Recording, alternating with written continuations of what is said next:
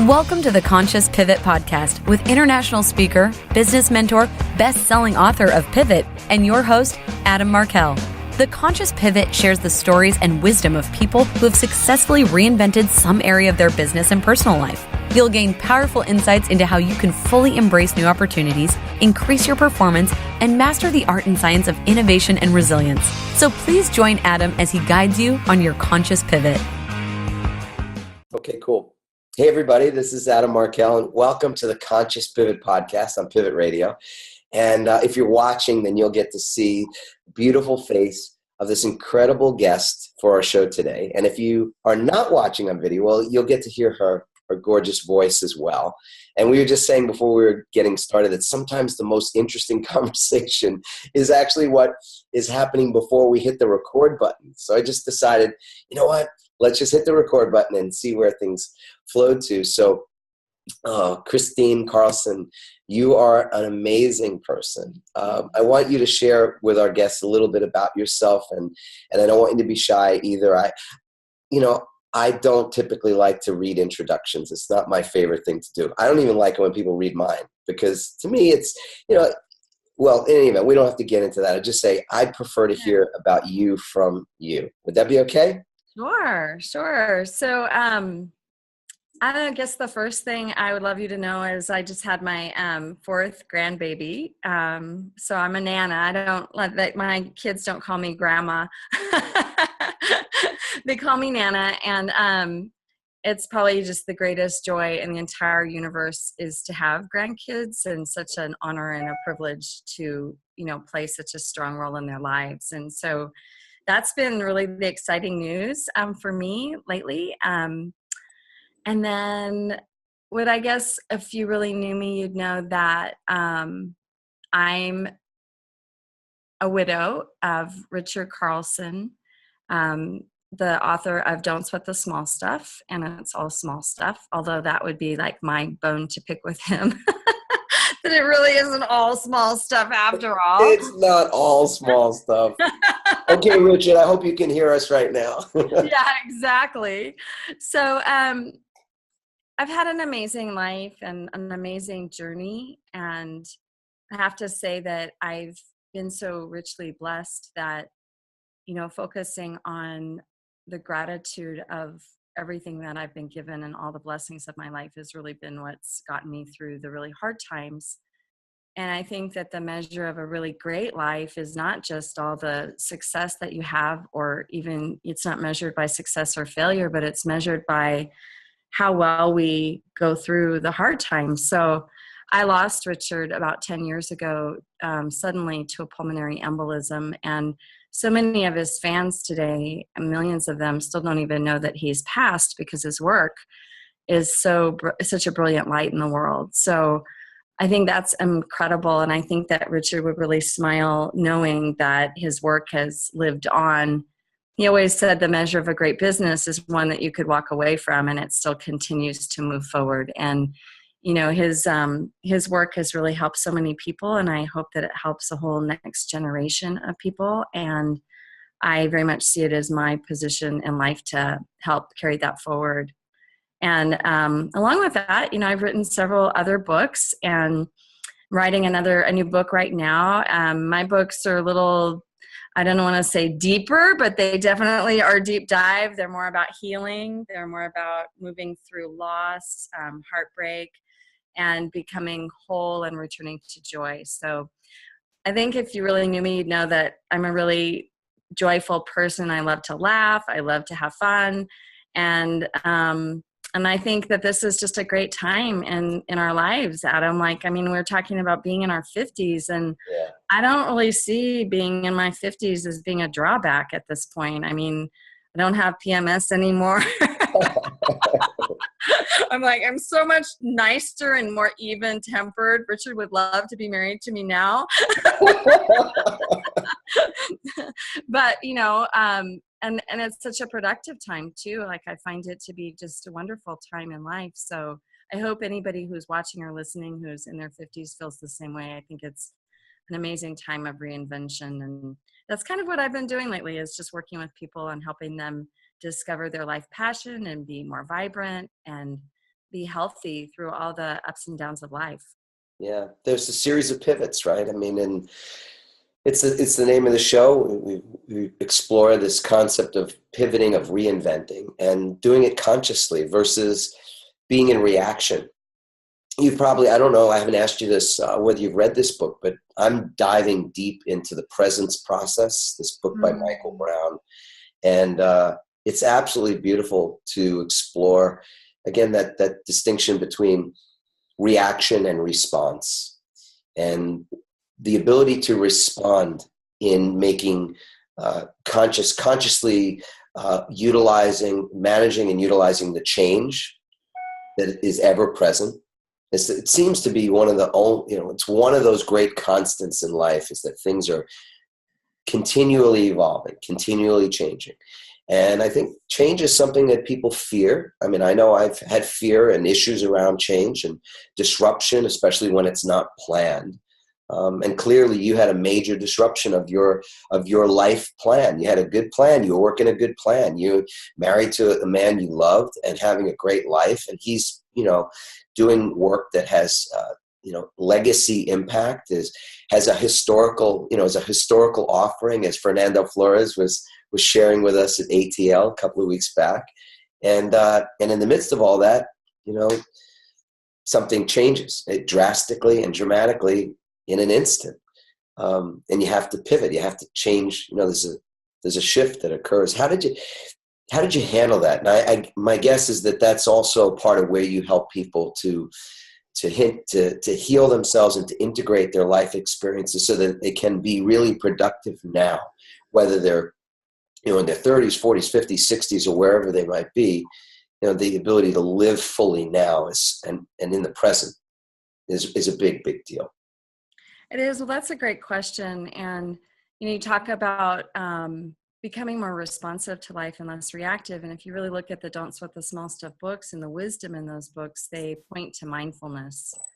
They point to being really responsive to life and less reactive. And certainly the tools that you gain by practicing a life like that help you practice life when you have to do a large pivot turn, when life shatters. And, I have to say that the number one thing that I always tell people, there's two things that people always ask me: can you prepare for loss? Can you prepare for change? And I say, well, loss in and of itself is sort of like childbirth. You can do everything right, and then you get to that birthing day, and you just don't know how that birth is going to go. It's going to be different for everyone, and it's going to be different each child. And so every loss that you go through is also you're gonna probably go through that loss and go through that change slightly differently than you did before. But how you practice life on a day-to-day basis, the presence, the level of presence that you practice, the emotional well-being tools that you have in your tool belt that you practice, how centered and calm you are in your life on a day-to-day basis, all of these things play a huge role when life does shatter and when something happens that is unexpected. You really refer to all of those tools that you have in your tool belt to, make that pivot turn, to be able to stand in those circumstances. And I love Randy Pasha's work so much in the last part of his life when he said that, we can't really control the cards that, the hand that we're dealt, but we can play the hand that's dealt us. And that's where we have power and control, and we can come at any change with an empowered stand. But the one thing that I identified for myself very early on was that I had two choices, and there were only two for me. I could be a victim of these circumstances, or I could really stand up and walk the hero's journey and really live, what I was given. And I referred to this in my introduction, just saying that, for me, I was so blessed. I mean, my life had already, in, the 25 years that I had known Richard, had changed so much and was such a bigger expression of life than I ever could have planned or anticipated for my own life. It was a bigger dream that I held with him than I could have ever dreamed up on my own. And I think that maybe even for him, we kind of always felt like instruments of the divine, instruments of pure heart and love, and just that we were being played, and that inspiration would come to him and come to me, and we would play with it in a way because we offered ourselves to it. And I continued to do that throughout my loss. I just continued to offer myself to spirit and to be guided and to be loved in grace, and to heal and to really allow grief and loss to do its work on me. I wasn't like one to just like jump ship on, because it was painful. I wanted to know that this loss counted for as much as this life had. And it did, it really awakened me, and it shaped and shifted me into a completely new woman in a lot of ways. Mm. It is I think it's one of the things that I definitely didn't know this at earlier stages of life. And part of the people, the people that in our community there's a lot of millennials. There are people that are in, just various stages. And I know at an earlier stage in my own development, I didn't realize how important resilience was. And now it's part of the pivot recipe, if you will, our formula. Resilience is so impactful. It sounds like you developed a recipe for being resilient in the midst of all that, disruption, chaos, grief, loss. Well, and referring to presence, what I really realized too is that when I would spend any time in my past, there's many stages of grief that you go through. And you can refer to Elizabeth Kubler-Ross's work, although I never really felt like I would go through them and be done with them. I kind of felt like I was all over the map with them. And but in the beginning, I remember like feeling like, wow, if I look back, it's just so painful, because I, of course, wish I could have stopped what happened. I wish I had known or seen something that would have indicated Richard's health wasn't the way we thought it was, and so just so your listeners know, he died from a pulmonary embolism on a flight to New York. On the descent of that flight, it's like having a blood clot, an aneurysm that just explodes, and he died instantly. So there wasn't really probably a lot of warning for him or anything, and certainly no warning for us. So, but if I spent time thinking about my past, I was in really incredible pain. And if I went into my future in that time period, I was also in incredible pain and a lot of fear. So I just learned to just bring my attention and my thoughts back into the present moment. And I just looked at it like, this is a vertical alignment. I'm aligning with spirit in this moment. And in this moment, I feel pretty good. In this moment, I can find joy even. I can be healthy. I can be even, still. I mean, there's a lot of peace in the present moment for me during that first year, especially.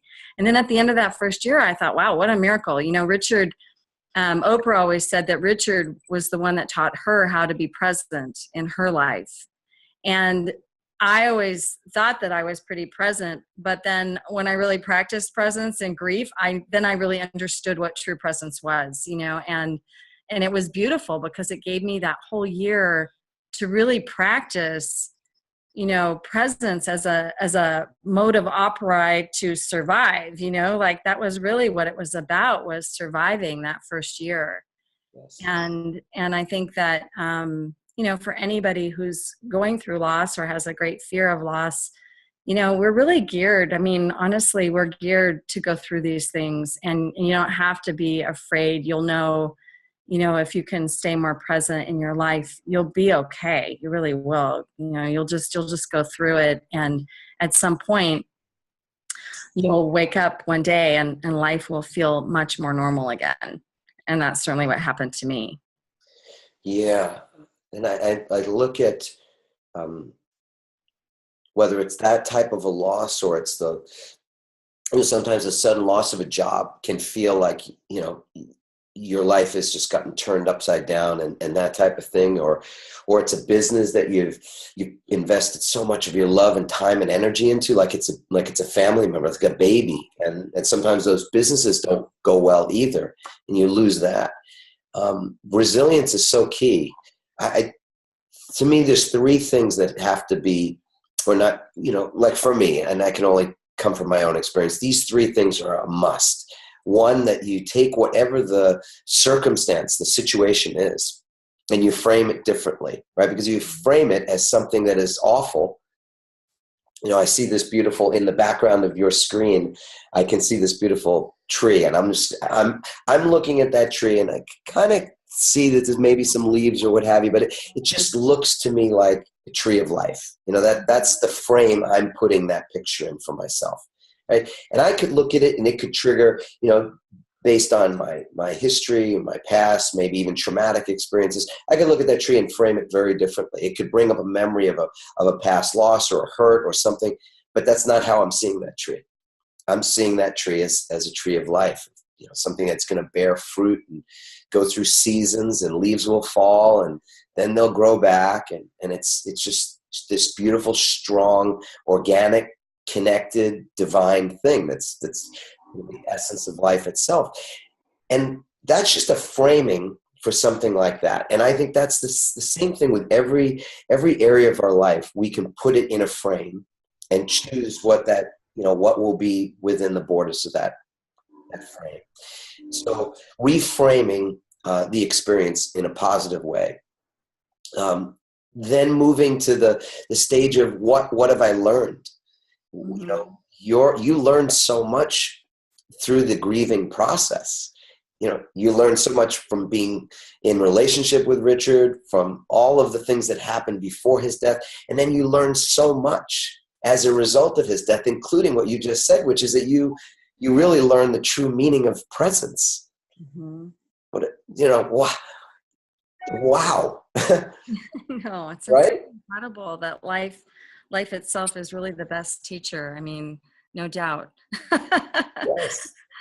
And then the third piece is this, to me, of a resilience recipe is our ability to take care of ourselves. Mm-hmm. And this is a part that, people will get the first two. Okay, I get it. I got to reframe this thing. I can't look at it like whatever's going on is the end of the world type of thing. And yes, I can learn. I know I can learn whatever it is, that is there for me. But then they still don't necessarily take care of themselves as a part of the recovery process. And to be resilient, to be able to, be that willow tree that kind of bends in the wind, doesn't break, and then comes back, and often comes back, more often than not, comes back stronger still. So I'm curious whether you've had certain rituals that you've adopted to help you recover, the kind of rituals that just take care of you in body, mind, and spirit. Would you share a few of those things? Absolutely.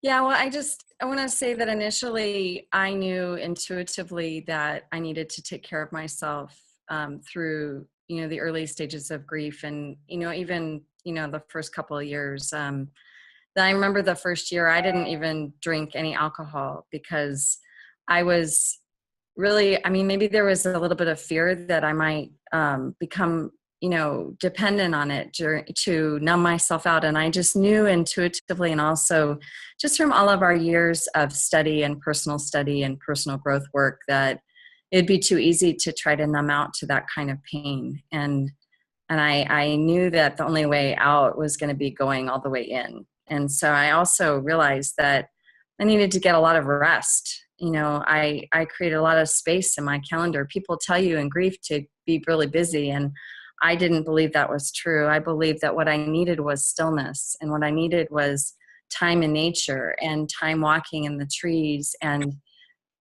being able to feel my feelings. I knew that to heal, I had to feel, and there wasn't going to be any other way through this for me. And so I spent a lot of time hiking with my dog. I didn't exercise for the same reasons.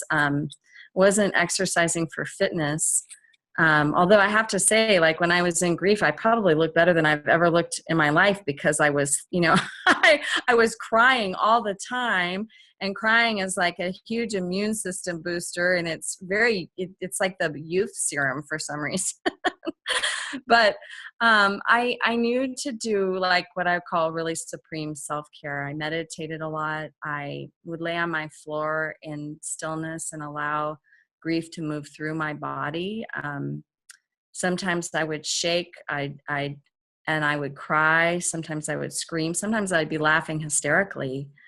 I just really, the word allow was a big word for me, being surrendered to what is, as opposed to me trying to make my life a certain way. I had really felt like my life had completely shattered, but with that, I wasn't really holding the perfect life anymore. So it was kind of like, it was almost like, wow, I can just kind of be in this life. And I sort of allowed myself to rebirth in that way, that we had far from the perfect life after Richard died, and it looked pretty perfect and felt pretty perfect when he was alive. So, those are some of the things I did. I took a lot of baths with Epsom salts and, just found that very grounding. I spent time with people that were super nurturing to me, and I did not spend time with people who weren't. And I was really clear about,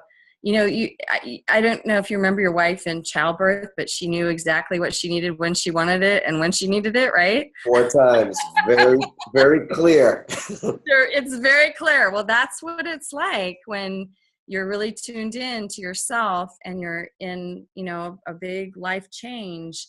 You get super clear on what it is that nourishes you and what it is that doesn't. And I was all about just moving toward what was nourishing to me, because I also understood my body was going through a huge adrenal adjustment. It was a lot of energy was running through me to go through this loss. And I think that's the other part, is people don't understand that, when you're going through a big change, your body has to be strong. You have to be, there's a body resilience that's comes from, you taking care of that body so that you can be the vehicle for that change. And that's the way I looked at it. Yeah. And I think you said something that I really want to just repeat that people can hear it, which is that you became clear on how to take care of yourself, in part, I think, because you created the space and the time to be able to focus, to allow for that to become an awareness for you, a present moment awareness. Because without that, if you've just been in busy mode or just been trying to, do to get past something, you might not have taken care might not have been guided to how it would be that you would take supreme care of yourself. Does that seem true? Well, and just that if doing can be as much of an anesthesia, it's a way of anesthetizing yourself just as much as drinking alcohol or anything else. So, we can lose our ability to tune inward. And I just knew that stillness, creating stillness in my life was imperative for me to move through this loss. I couldn't do it any other way. And I always tell people, don't over busy yourself. Actually create some time and more spaciousness so that you can have the insights and the wisdom flow through you into you, and all of that creativity. I mean, oh my God, I wrote a journal that year that became a book, and it was called Heartbroken Open. And it was my beautiful story of going through loss and the awakening and the discovery of who I am, the discovery of self, and it came through that loss. And the only reason I was so tuned into it was because I created that quiet time. And I watched and I observed and I listened to my heart and my soul, and I, and then I shared, and it's really an incredible experience. You're sitting on some of the most fertile ground of your life, and it's like, you think about that, like it's the worst time of your life, but it's also one of the most incredible times. It's not something we ever say, yeah, bring it, I want more of that, but it's so incredible. It's so rich. It's so incredibly rich. I just, look, you and I, we connected the probably the moment we sat down next to each other for the first time in that ATL meeting. And I'm feeling it again, Chris, because you just, this is, it's so rich, that soil. And it isn't what we choose necessarily, but it's, whether it's God or spirit or whatever it is, it's there for us in such a profound way. Thank you for those words. I want to reframe, not reframe actually. I want to just state what you said in a bit of a different way, which is to say that people are addicted to activity. I think that's true. That it's that busyness that can take us away, even distract us from that richness of what's going on in our lives. Because at any point, there are things happening in everybody's life that you could call, that are disruptive or bring up just great fear, because there's so much, room for interpretation of it being not good, right? So it's really curious. I'm curious about it, and I want to restate the title of your book too. That first book, Heartbroken Open, so that folks can get it on Amazon or go into a bookstore. Is that the best way to get it? Or interestingly, right now I'm going to republish it this fall. So I'm going to be writing a book called From Heartbreak to Wholeness, and Heartbroken Open will come out this fall again. It's kind of a little story. It got kind of orphaned when it was published. And then they asked me to rewrite it because they wanted more of a how to grieve book, but it's such a beautiful book and it's helped so many people. I didn't want to rewrite it to bring it out in paper book. So I just said, could I have the rights back? So I have the rights back now. And I'm just in the process of relaunching that book this fall. But it's a beautiful guide for especially people that go through really sudden loss, or younger widows or younger widowers, because I deal with a lot of the issues that younger people face in grief and loss like that than what people in their older years face. So yeah, it's a beautiful book, and it certainly is, and it shows you. I've worked with a lot of widows, and I always say it's like being a doula. It's like you're really guiding them to birthing a new life, and it's painful. Transformation is messy, and it's very painful at times, and it is chaotic. But if there's going to be something great that comes from it, and there's hope, that's the thing that really gets people through it, is just knowing that something great's going to come of it. And I always say to people that I work with, your love of life has to be so much bigger. And it's like loving God first, and your love of life is like loving God, has to be so much bigger than any one success or any one loss that you'll ever have. And when that happens, and you can say, I love life so much that I'm willing to return to joy and be in my life in the most joyous manner, then that's what really loving God is all about. That's really what the expression of life is all about. And there's nothing that gets you through loss bigger than that love. Yeah. Wow. Now you guys are also celebrating a 20th anniversary, right? Yeah. Thank you so much for being on my podcast too. That was such a wonderful conversation. And so it's 20 years since Richard wrote the first Don't Sweat the Small Stuff book. And 25 million copies have been sold worldwide. And 25 million copies. Yeah, 25 million copies, and even 5 million in the last 10 years since his death. So it's pretty crazy and pretty awesome. And we're going to be really celebrating it up this year. So yeah, super excited. Thanks for mentioning that. Very cool. I'm just going to show, because I found this the other day. So the first Don't Sweat the Small Stuff book this one was about money. And I remember where I was reading this and what my life, was full on workaholic, commuting into Manhattan to do this attorney work that I despised and just knew I couldn't do forever. I came home one night and I told Randy, like after having, another one of those days, I came home late, I missed the kids going to sleep and it was cold and rainy out. I walked in the door with my wool coat on and I looked at her, I said, if I don't stop doing what I'm doing, you're going to be a widow. Those are my words to her.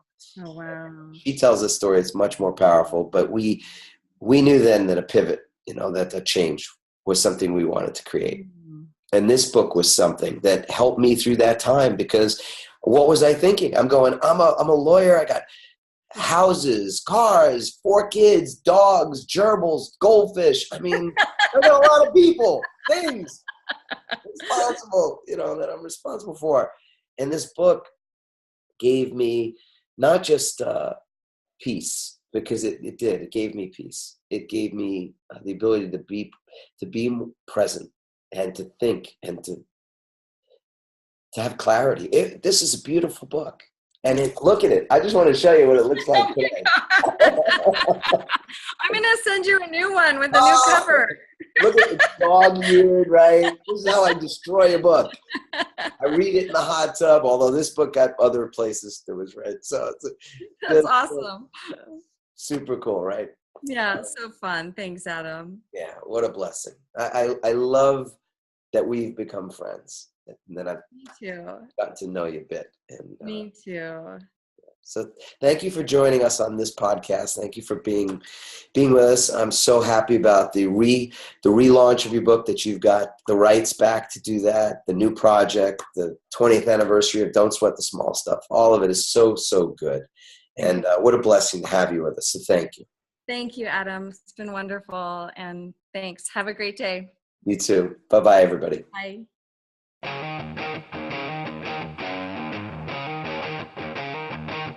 Thanks for listening, everyone. We hope you now have the tools and greater insights to navigate your own pivot. Help us inspire others by sharing this episode and leaving your comments over at adammarkel.com/podcasts. For more tips, strategies, and support as you consciously pivot into a new business and lifestyle you love, join our Pivot community on Facebook at pivotfb.com.